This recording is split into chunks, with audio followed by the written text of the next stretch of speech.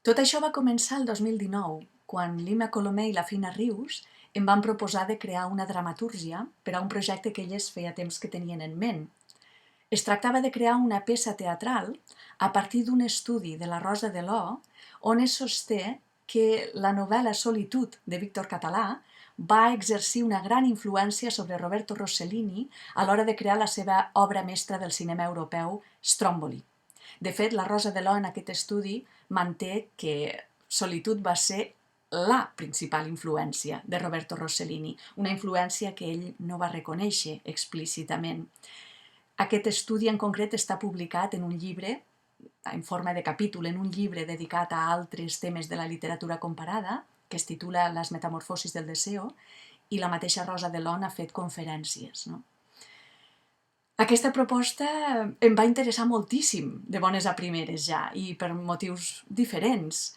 A nivell personal i professional, doncs, l'oportunitat d'escriure un monòleg per a la Fina Rius i que dirigiria l'Imma Colomer, d'entrada ja és un regal.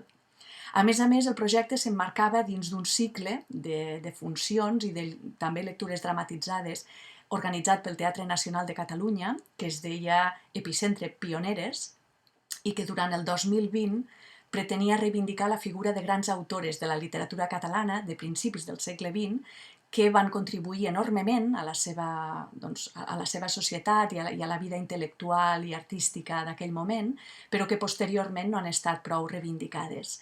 De manera que aquesta també era l'oportunitat de poder-hi aportar, no? una altra visió. I molt relacionat amb això, aquesta proposta em permetia de retornar al món de Solitud de Víctor Català, que feia molt de temps que no visitava, i també a la pel·lícula Stromboli, que també sempre m'havia fascinat, però que també feia molt de temps que no tornava a considerar, no?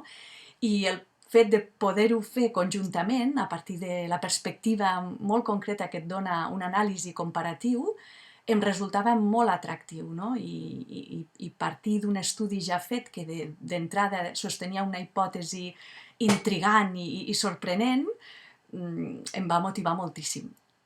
Suposo que no podia demanar més, no?